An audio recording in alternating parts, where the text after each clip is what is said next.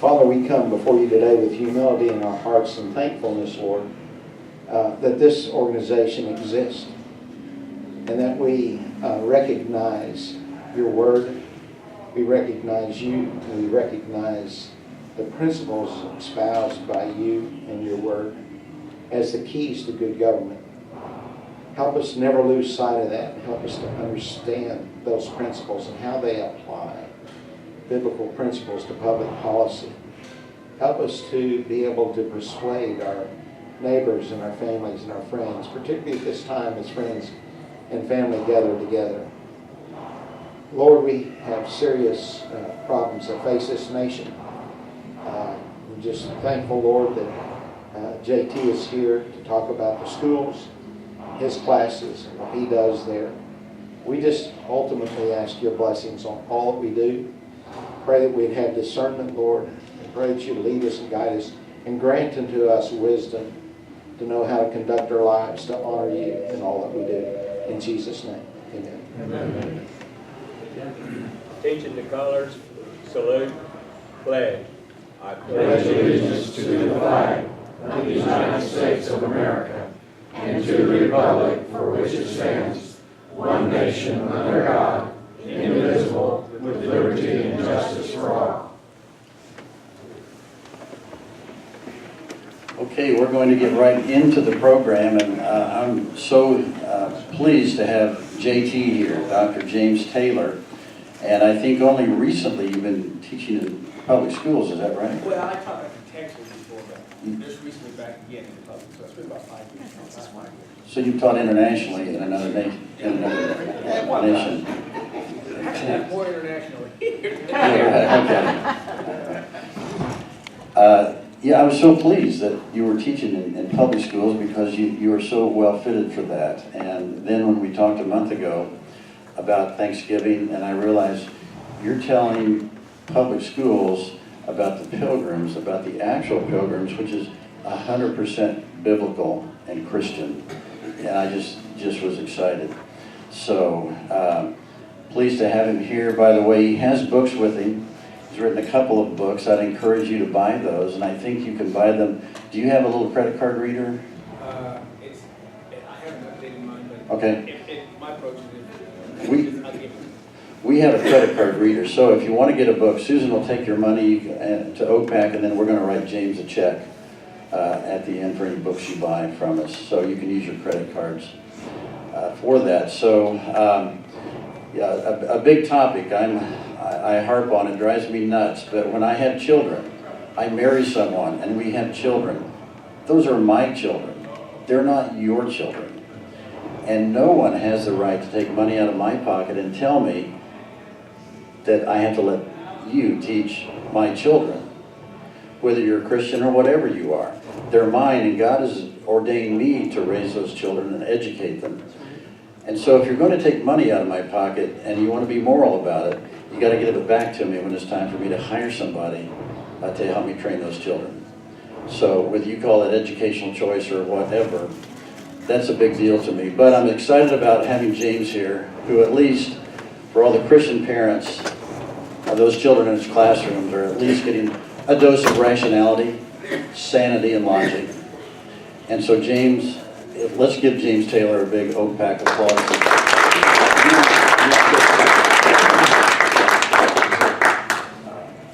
Well, I just want to say thank you guys for this privilege to be able to be here. When Bob was talking to me about this, I was excited. But to me, this is simple. I am a public school teacher. I'm also a pastor. This is my 43rd year in ministry. I know I don't look my age. Well, started, yeah. Yeah, actually I did. I was 18.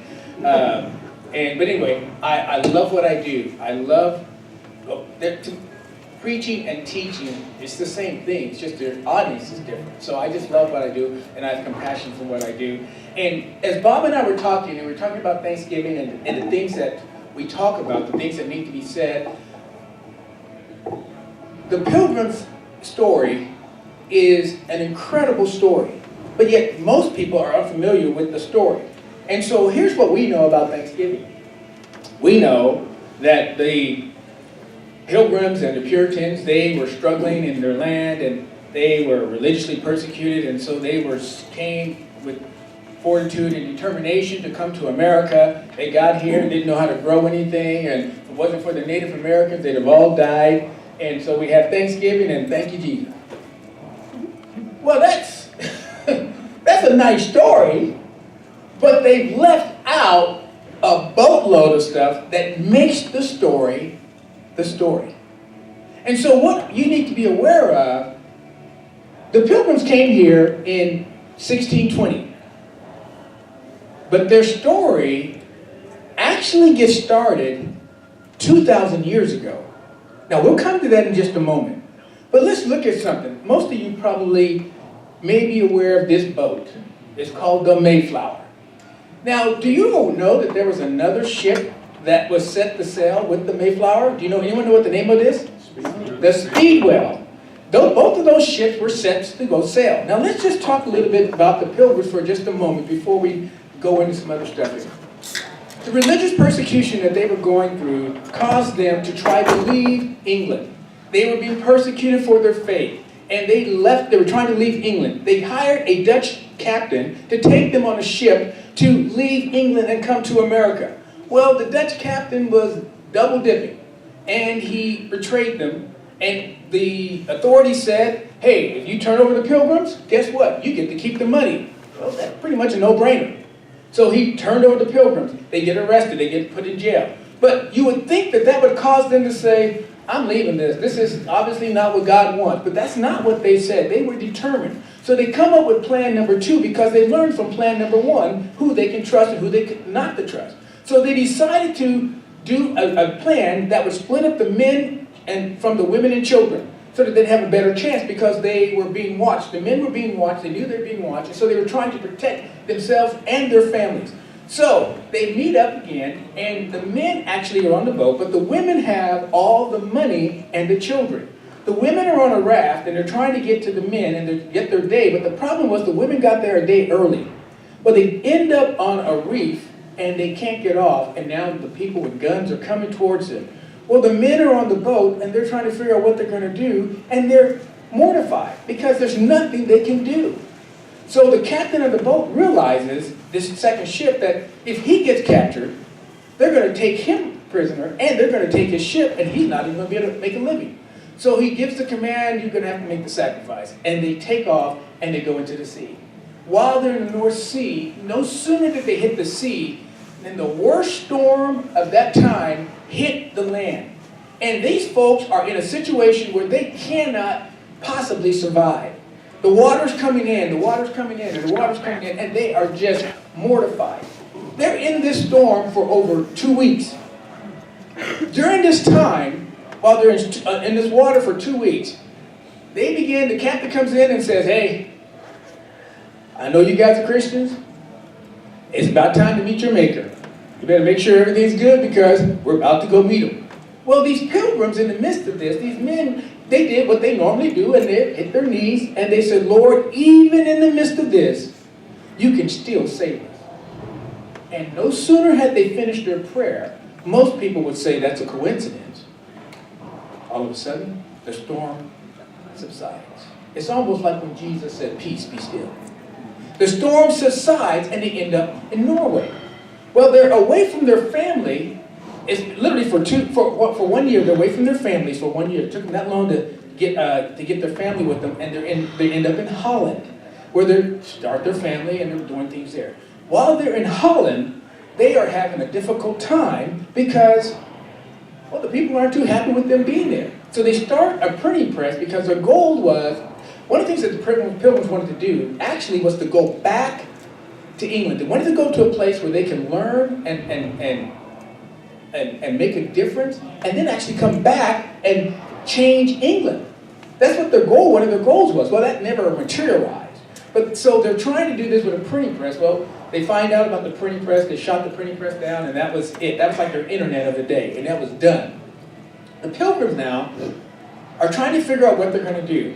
They're in Holland, the conditions are difficult, they have very little living space. Many of them are living in 200 square feet for their families.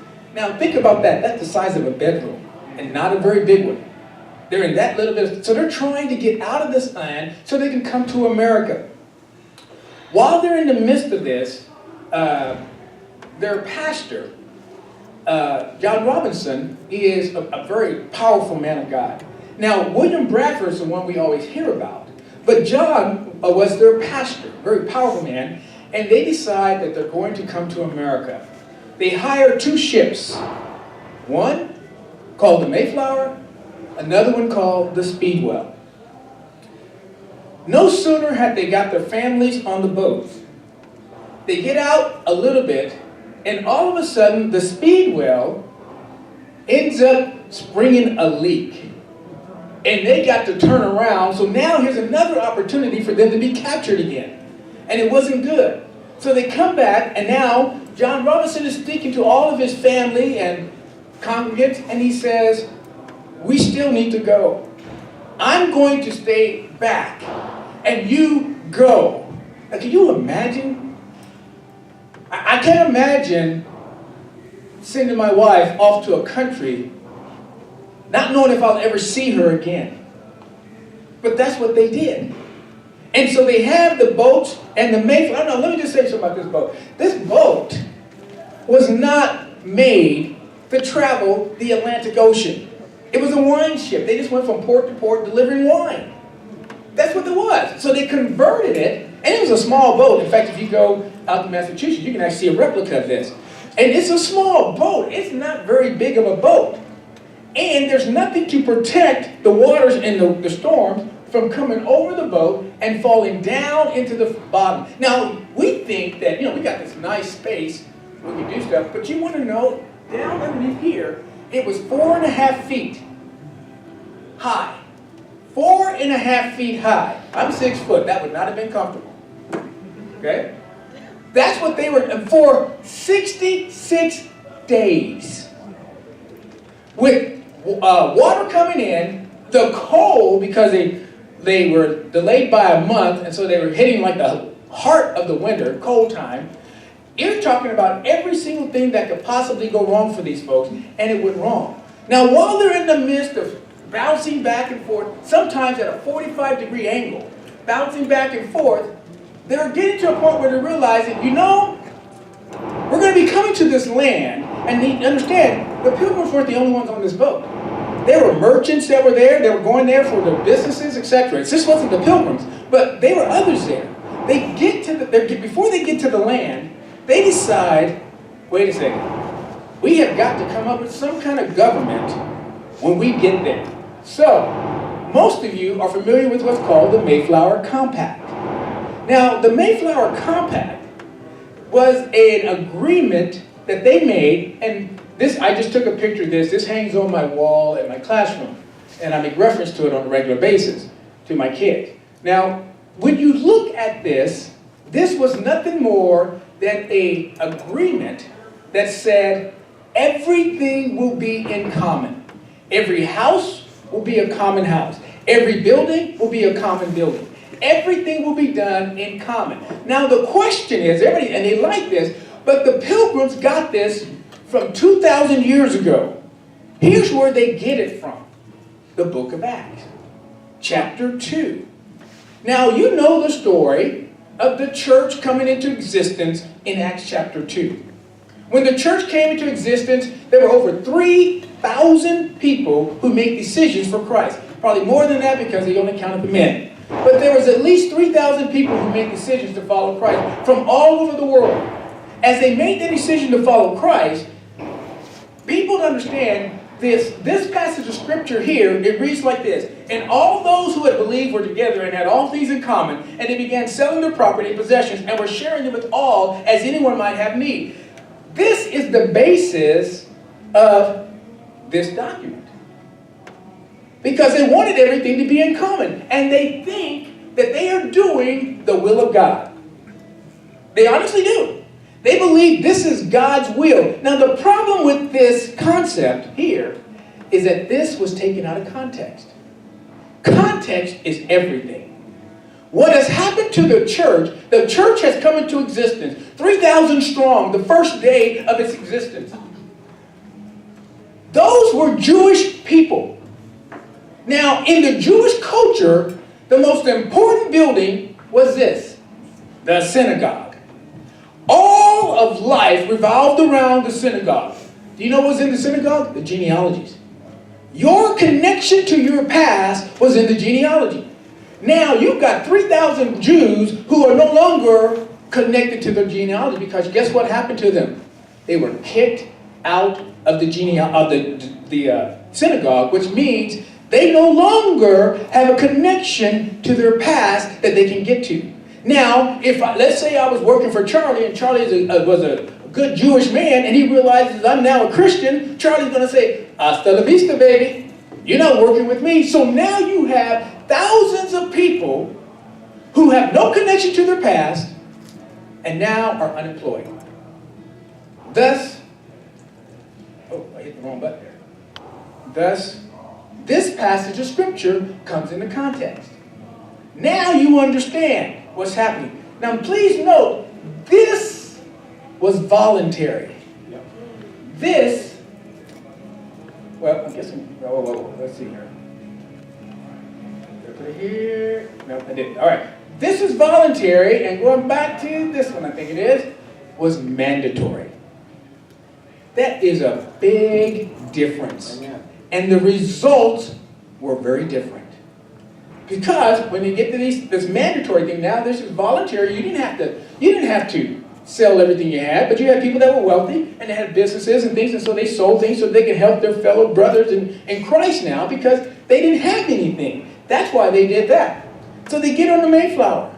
When they get on the Mayflower, after they've made this commitment, they end up coming to America. They land at what we know now as Plymouth Rock. When they get to Plymouth Rock, I know this audience would know the answer to this question. What's the first thing they did? I asked my kids this. My kids were guinea pigs for this presentation yesterday, so they got to hear it, and so I got the guinea. So not all of them can answer the question. What was the first thing that the Pilgrims did after coming for 66 days in this tiny little boat, soaking wet? What's the first thing they did? They prayed, and here's the very first thing that came out of their mouths. Psalms 100, 1 through 5. And here's what they said, and they all repeated this. Shout joyfully to the Lord. I guess you would after those conditions. And not only after those conditions, but after everything you had to go through just to get to this part. Shout joyfully to the Lord, all the earth. Serve the Lord with gladness. Come before him with joyful singing. Know that the Lord himself is God. It is he who has made us and not we ourselves. We are his people and the sheep of his pasture. Enter his gates with what? Thanksgiving, and his courts with what? Praise. Give thanks to him. Bless his name, for the Lord is good. His loving kindness is everlasting, and his faithfulness to all generations. That's what they did. Now, almost every bit of what I just told you is not taught today. That's right. Wow. Almost every bit of what I just said is not taught. They have left everything. In fact, I think it was someone talking with Bob earlier that I was reading a article 2 days ago, because revisionist historians are taking over everything, even taking this story, and the article was entitled something to the effect of why did the Pilgrims come to America? It wasn't for religious persecution. Huh? That's where we're at. We're just taking history and just shuffling it around and coming up with our own concept of what history is, because anything that has anything to do with God has to be wrong. Has to be eliminated and removed, because my goodness, we can't have people believing that this nation's foundation had anything to do with God. But that's what this nation's foundation was started with. And people don't realize that. So we are trying to process things to get people to understand that. The Pilgrims come to America. Now, if you look up here, you'll see that, here's, well, I guess my laser's not going to show up here. Anyway, on the boat up here, on the Mayflower was about a mile off the shore. Now, it's hard for us in 21st century America to truly appreciate what these folks went through. If I was going to go visit Spain or stay there for a while, I could get online and have an apartment before I even get there. No, there were no apartments here. There were no houses here. So they got off the land, they recognized who got them there, God, and they began the process of what they were going to be doing. Now, keep in mind, they have the Mayflower Compact as their governing document. So the first building they're building is their common building. That's the first thing they build, which ends up being their church as well, but their common building. Socialism has never worked anywhere on the face of the earth. Case in point, Venezuela. It has never worked, but yet you would think that that's what people want us to be going to. In fact, this was the first experiment with socialism in America, based upon the Word of God that was taken out of context. Okay? It was taken completely out of context. And you can see how it was taken out of context because what was voluntary is very different than what is mandatory. And the consequences are the same. So the men would come out. Now, you need to understand, in the first 2 months, about 27 of the 102 of them were dead. They died. Shortly thereafter, 47 of them were dead. The women were all dead. The women were sleeping on their children to keep them warm because they would go out to the boat. The men were over here. The captain that took them there was saying, please, let's go back to England. You guys ain't going to make it here. Let's go back. And he refused to leave because he was concerned for their safety, and rightly so. So they're building their building. The women are sleeping on the boat, finally get out, and guess, as they're in the process of doing this, they come up with their socialism program. And I think I have that one there. The Mayflower Compact. Let me illustrate this so you can understand this a little bit better.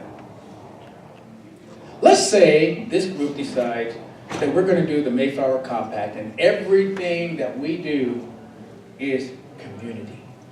It's all for everybody because we all love everybody in this room, and we want nothing but the best from everybody in here. So as we're getting ready to build our community building, everyone is pretty much on board with that. But now we're getting ready to build Bob's house. And Bob, because it's his house, my guess is Bob's going to put a whole lot more effort into his house than I might put into Bob's house because it's not my house, it's Bob's house. But here's how it worked. Everybody got the same ration. So Bob gets his 1 meal ration, and he's doing a lot more work than I'm doing. And guess what? I get my 1 meal ration as well. Now this goes on for a little bit, then Charlie's saying, why am I busting my tail doing all this work for Bob's house when JT ain't doing hardly anything? I'm doing a lot more than JT, and I'm getting the same thing that all two of them are getting. So guess what happened? All of a sudden, people are doing the same quality of work. And the level of work goes down because people aren't doing their stuff. You know why? Because it ain't mine. Bradford then says, you know what? This ain't working. This is not working. Thus, we are introduced to, hey, you go over and take care of your house. Charlie, you take care of your house. Raphael, you take care of your house. Everybody takes care of their own houses. Now, in the meantime, the Native Americans are watching what's going on. Now, the Americans are burying their dead, but they're burying them in the same grave, just deeper, because they don't want the Native Americans to know how many of them are dead. Smart move. Smart move. That's what's going on. The Native Americans come onto the scene, and they begin to help us. Let me just tell you something about socialism. People tell me, well, Jesus was a socialist. I'm like, well, what Jesus you were talking about? Every one of us knows the story of the parable of the talents. The parable of the talents, he gives 1 5 talents. He gives another 3, he gives another 1. But the scripture says, all based upon their ability. That's the key. They were all given based upon their ability. Now we know the story. The first one, he doubled his, he has 10. The next one, he doubles his as well. And then the last one, he takes his and hides it, and he buries it. Now, after the master says to him, you wicked, lazy slave, this is what is interesting. It says, in Matthew 25, 28, 29, therefore take away the talent from him. And that's the one who buried it. Now see how this messes with socialism. Yeah. And give it to the one who has the 10 talent. Wait a minute, Jesus, have you lost your mind? You mean to tell me that this lazy person who didn't do anything, what was his, is going to be taken from him, and you're going to give it to the one who has the most? That's not how we redistribute wealth. What's wrong with you, Jesus? See, now let's keep reading. Verse 29. Now watch this. Jesus must have lost his mind here. For to everyone who has, watch this, more shall be given to them, and he will have a what? Abundance. Wait a minute. Jesus, listen. We're supposed to take from the rich and give it to the others. Jesus said, oh no, you didn't learn that from me. I'm not sure where you're getting that, but you're not getting that from me. What's that? Karl Marx. Yeah, really. Now, let's keep reading. More shall be given, and he will have an abundance. But from the one who does not have, Jesus really meddling now. Even what he does have shall be taken away. So much for socialism in the scriptures. The Native Americans help with this. They teach how to grow things. That is part of the story of Thanksgiving. And they were thankful, not for just that, but they were thankful for all that God had given them. Now, I don't know, how many of you know who this man is, John Hanson? And here's the thing about this. He's the first president of the United States of America. Here's his title. See, America had two governments. The first government was the Articles of Confederation. They were weak. Couldn't raise an army, couldn't raise taxes. I mean, they were weak. It was difficult. Shays' Rebellion showed how weak they were. He is the first president of the United States of America under the Articles of Confederation. Now, what's interesting to me is this man has contributed so much to America, and nobody knows who he is. And you're going to see that in just a moment. Now, I will tell you something else. This is what they called him, the President of the United States in Congress assembled. That's what his official title was. Little side note. Who's the first black president in America? Bill Clinton. No. Bill Clinton wasn't black. And don't insult me. Okay. That's what the news said. Now, this is not a trick question. Who's the first black president in America? Most people would say Barack Obama. Okay? Barack Obama is just the first black-looking president. See, his mother was white, his father was black, and he had more of the black features. He's not the only one. Now, I'm not going to go into all those guys, but here's the first black president in the United States of America. John Hanson from Maryland. Now, after I've said that, you can actually see some of the black features in there, can't you? Okay? John Hanson is a remarkable man. In fact, Virginia claims to be the state that's produced the first president. Well, Maryland says, hold your horses. No, we have the first president. Okay? Now, let me just say a little side note, and this maybe you can have me back for another talk sometime. Barack Obama's not the first black president. He's not the second. He's not the third. He's not the fourth. He's not the fifth. He's not the sixth. He's not even the seventh. He's the eighth. Nobody knows that. Now, that's all for free. But let's get back to this. John Hanson is remarkable. Now, John Hanson also gave us this. The Great Seal, whenever the president speaks, guess what? They have this seal on the podium. Guess who gave it to him? President John Hanson. Nobody knows who he is. Not only did he do that, but here's another thing that John Hanson gave us. The first Treasury Department. Okay? This was done by John Hanson. Now, the reason why we bring up John Hanson is because of this. John Hanson's the first one that said the fourth Thursday of November is going to be Thanksgiving.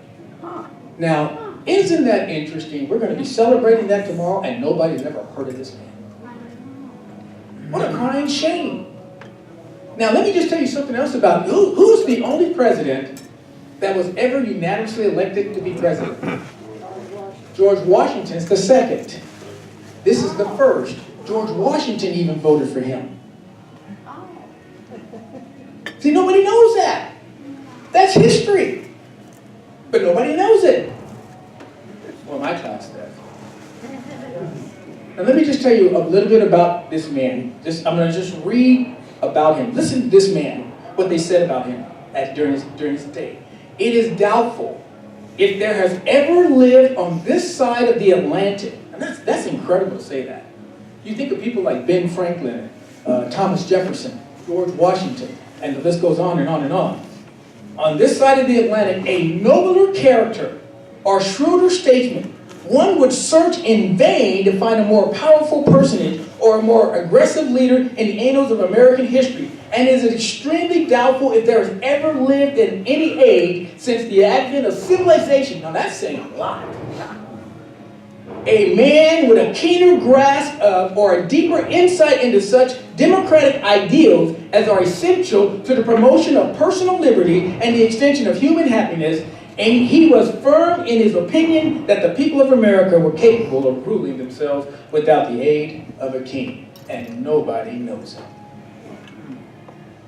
That is absolutely amazing to me, that this man who his contemporaries, George Washington, Benjamin Franklin, Thomas Jefferson, John Adams, and then James Madison, the list goes on and on and on.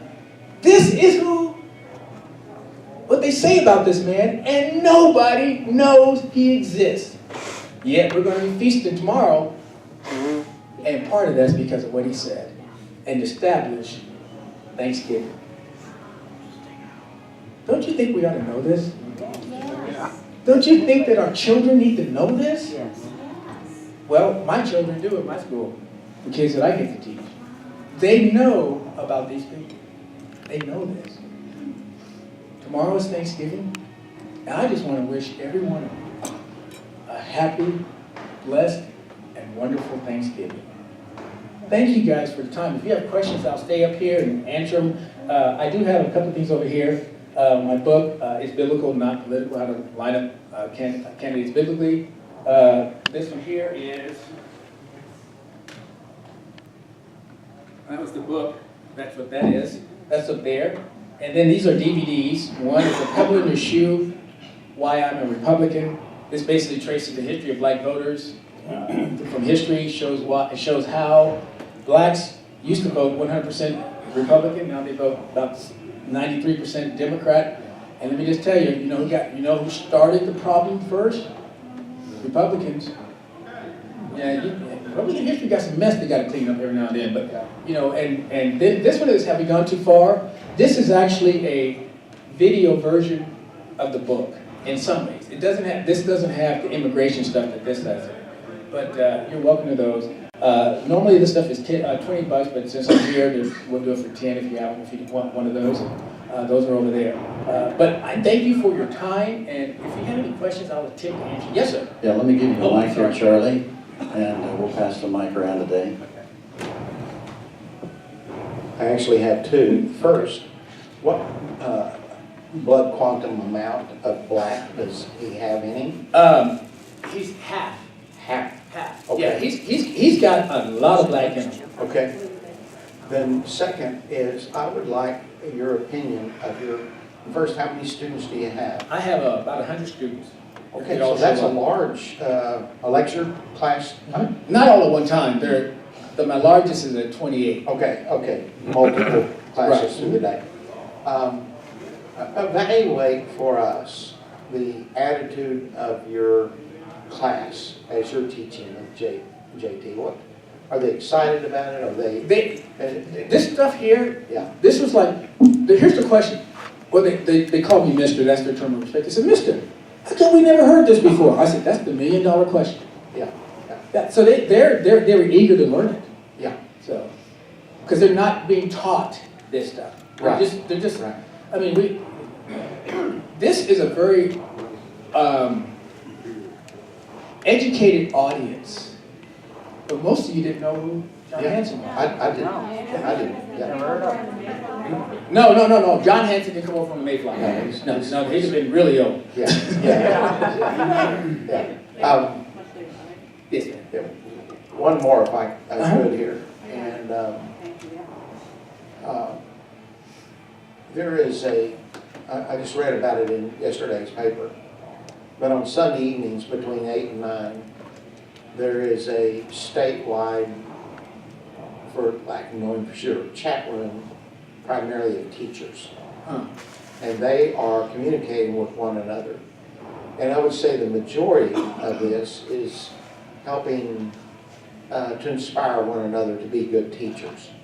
On the 5th Sunday of any month that has 5 Sundays, they dedicate that to politics and the state legislature and political activism. So I'm wondering if you're a part of that. This is the first I'm hearing of it. Okay, well, I'll get you that information because I think what I was talking about, for example, a small town social studies teacher. It's the only teacher in this community that taught, so she felt all alone on this. But on this Snapchat, she can talk with social studies teachers all over the state, and they get good ideas from one another. And I think possibly that could be a platform where you could expand some of your influence in these areas to other teachers. Okay, yeah, when you get that to me, right? Okay, I think we have a couple of people here in the back.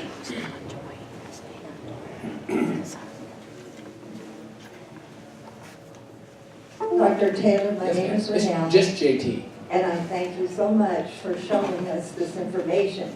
I feel sort of cheated because when I was in school, we learned a lot about history, and I loved history. And in fact, for our Christian school, for 7th and 8th grade, I taught a little bit of history to the children.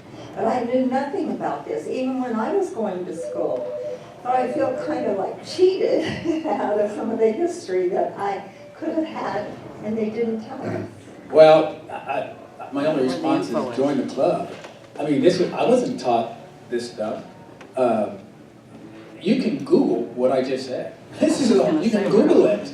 I mean, it's so easy to get the information. Nowadays, there's no excuse not to have the information. And again, John Hanson is amazing to me because of and what they said about this man is incredible with his contemporaries. And yet nobody knows, I've ever heard of this man. And yet he's our first president. But we don't count presidents until we start talking about the Constitution. But we really need to go back because that's part of our history as well. But yeah, we have been cheated, and we're not being taught history. We're being taught if we're taught anything, it's the Reader's Digest super duper condensed version. The Pilgrims came here, they had trouble, the Native Americans helped them, and they had Thanksgiving, thank you Jesus, that's why. No, they thank the Native Americans. Native Americans, yes, yes. Yes, I did just Google it because I was so shocked. I've never heard that before. And there was a couple of different postings, just the short little bit I was able to look at very quickly.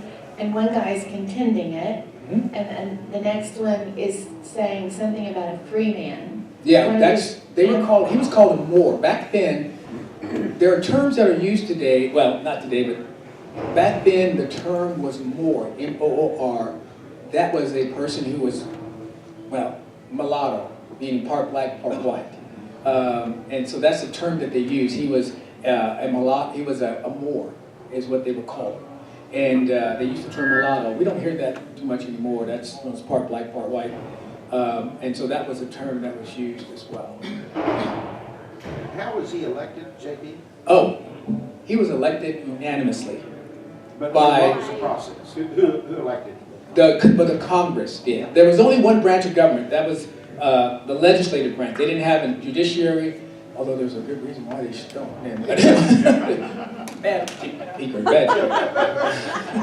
Sorry about that. Because they're not elected. Anyway, they had 13 members of the House, of the different representatives that they had. They have more than that, but they had the representatives of the different colonies, that's what I meant to say, the different colonies, and they were the ones who voted on it, and they voted unanimously. He was the first one to be voted unanimously. He's actually not even the first one. He's actually the third president, but the first two didn't serve full terms, and you only could serve for 1 year in your term. So that was only 1 year. So, and he was the first to serve a full term, and so he's recognized as our first president under the Articles of Confederation. JT, you were saying that there were 6 others who were black or had black blood who served in this same capacity under the Articles of Confederation. Slavery existed in the colonies at this time, but yet it sounds like to me, for whatever reason, in that time or under the Articles of Confederation, there was no taint in the minds of white people in electing and being led by these black leaders. And I'm wondering if you've ever looked into that.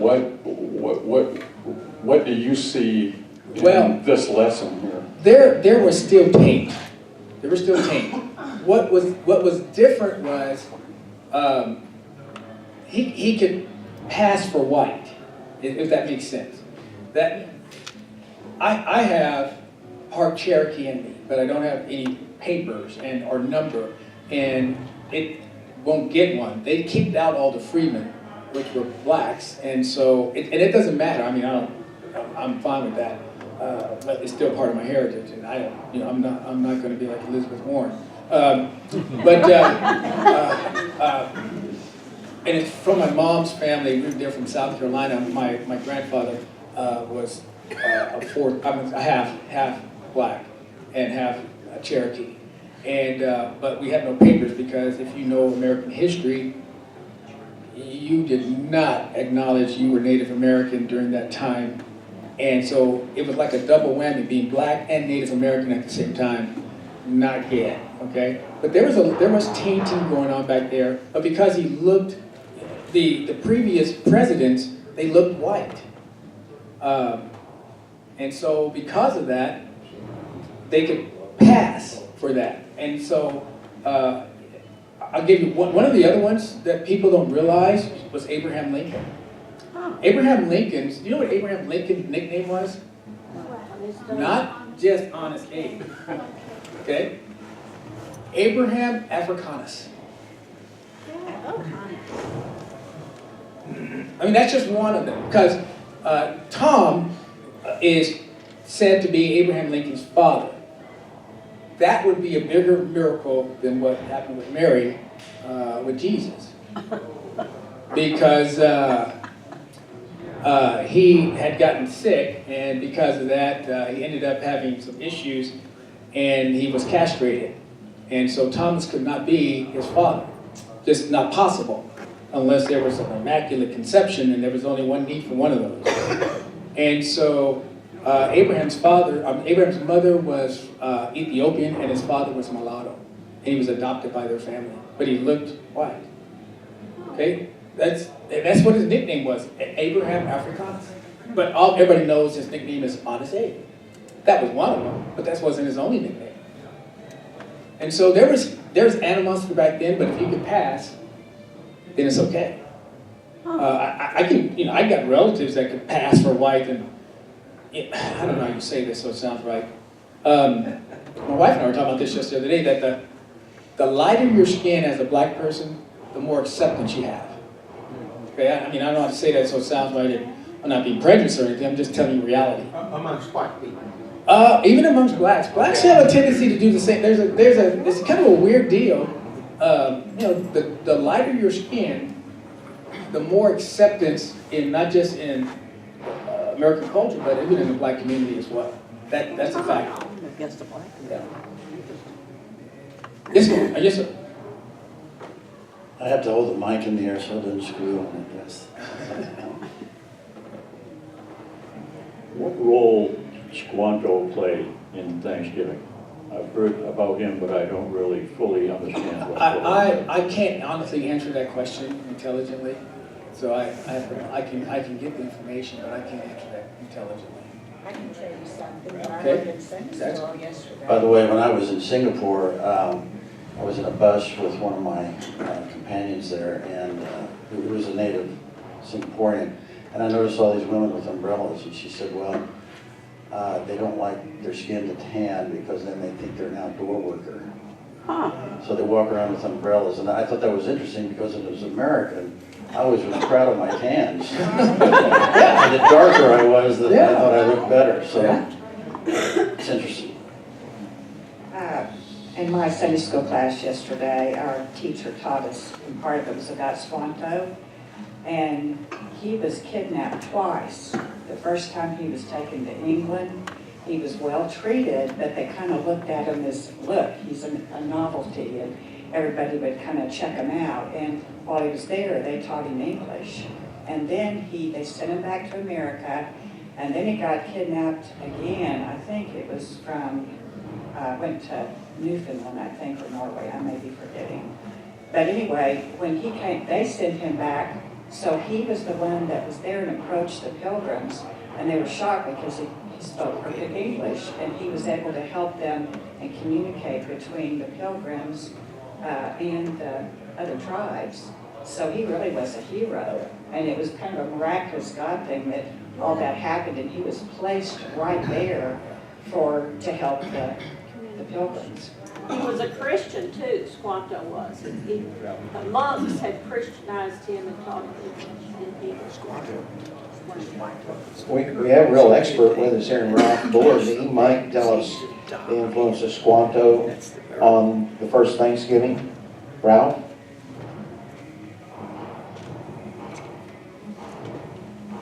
Squanto is known in what I studied as the Pilgrim Saint, and that they looked at him as the one that really God provided.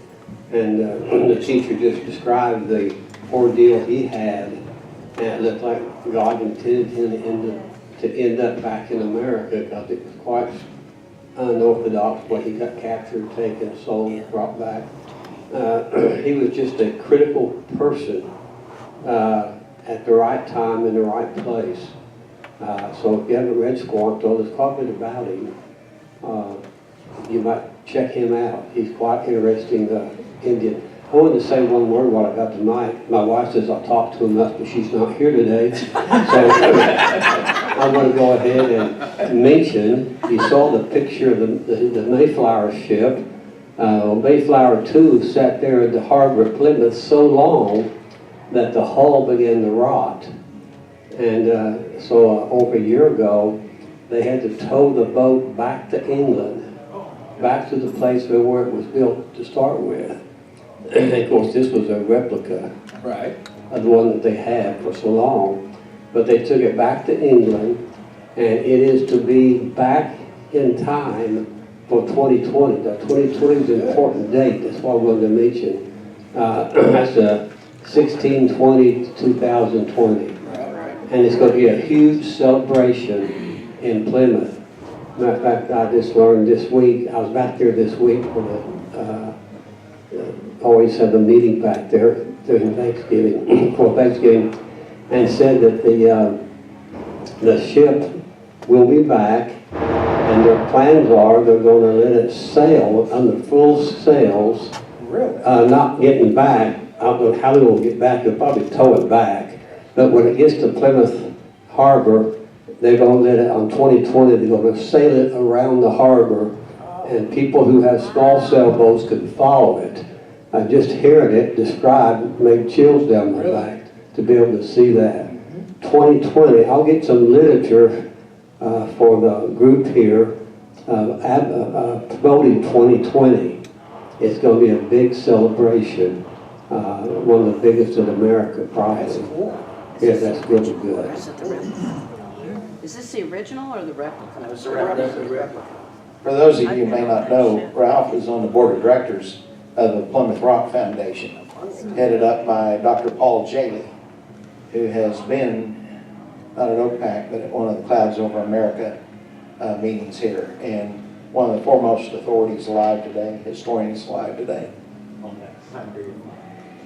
I'll just say you just heard our last two speakers this year. Ralph Bullard has taken our penultimate meeting. I think that's the 19th of December, but I may have that wrong. But it's the second to the last meeting in December. And then Charlie's taken our last meeting, and he's going to talk about what God did up in Alaska and Canada and so forth. So our final two speakers of the year. We still have a few more minutes if we have a few more questions. And, here we go. How many people approximately were on the Mayflower? There was approximately a little over 100, because there was don't quote me on exactly the number, I think it was 44 or 60. There were 60 others who were on the Mayflower that were not connected to the Pilgrims. And because they were going there for business reasons and starting to prospect, etc. But there's probably less than 130, 150, less than that. We have a question over here.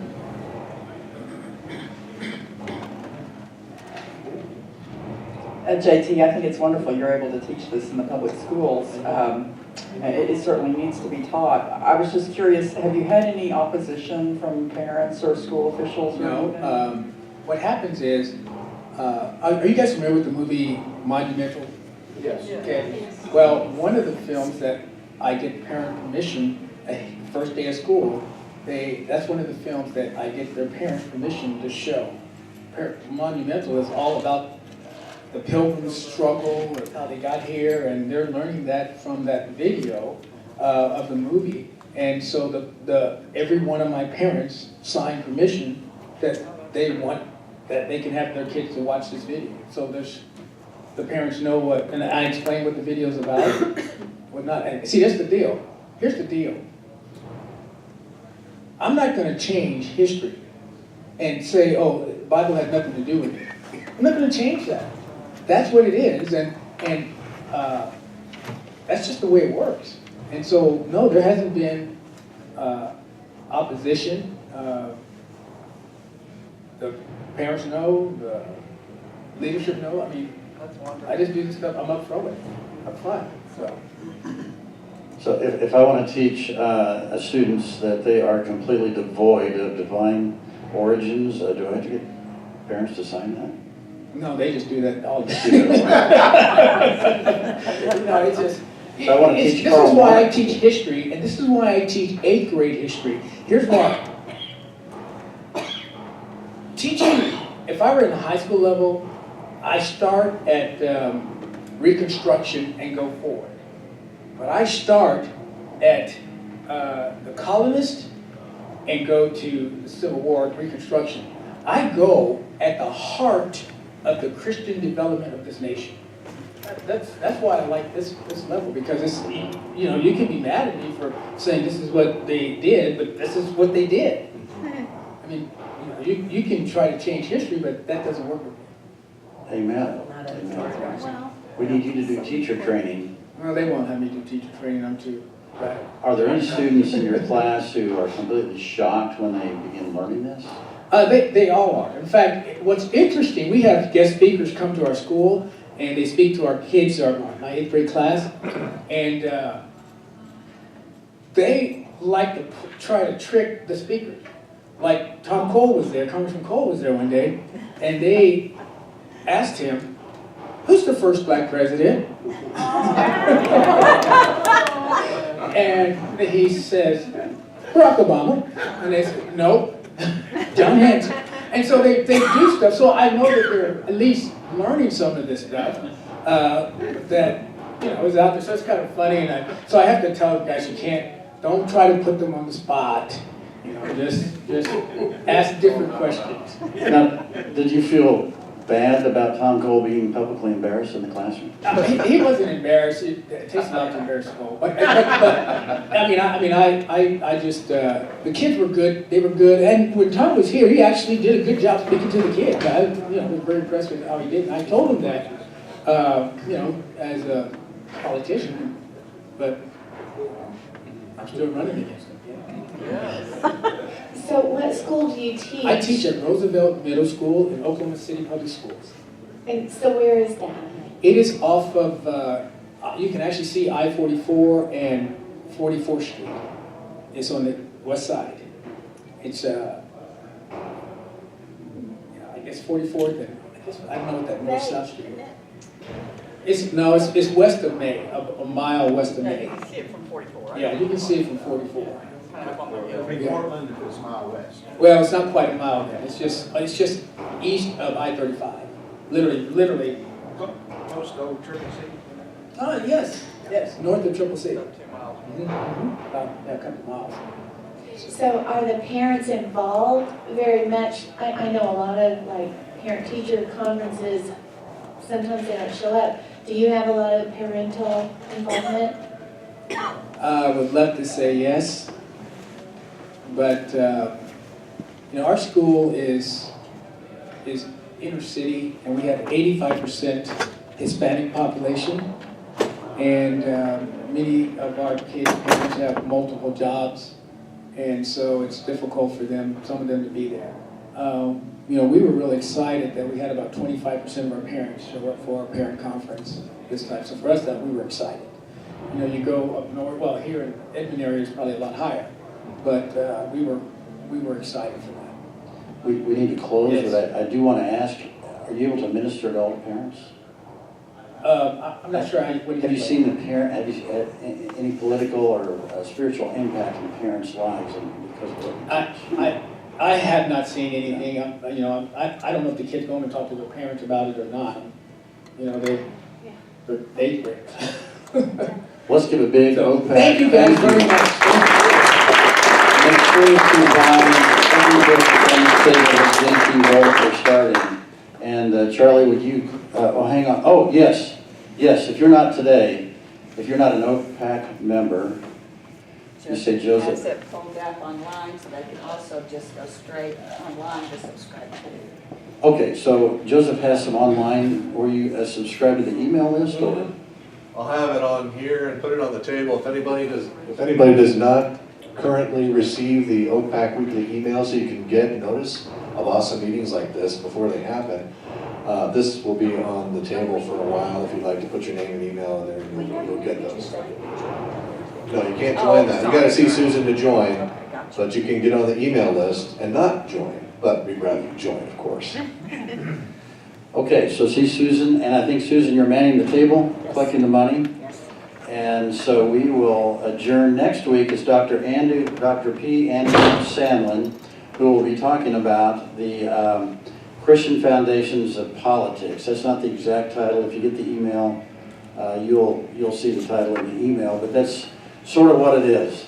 And that's one you'll need to be here for. We so separate our Christianity and our Bibles from politics. It's awful. Our founders did not do that. And it's important. We will never reestablish the greatness of Western civilization until we have leaders who will do that. Charlie, close us in prayer. Father, we thank you for this meeting today, and we understand that history is his story, or in all reality, your story.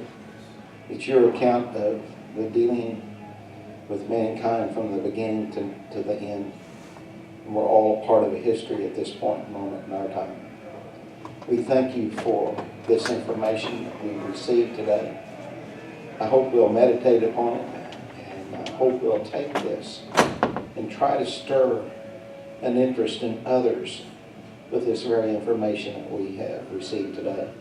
We ask that your blessing and the discernment and the wisdom will be upon James as he enters into that arena in which he works, and grant unto him an ability to impart the truth of you to others that's significant in all of our lives and in the history of this country.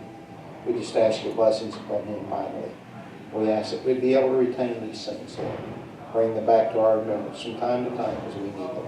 In Jesus' name we pray. Amen. If you guys want the copy of that, you can put on if you want a copy of that, you can put it on a jump drive and take it with you. Oh, yeah, so if you have a jump drive and want this, you can copy it today. Yeah, is it home? See you next week. Sending him, we have people or what's?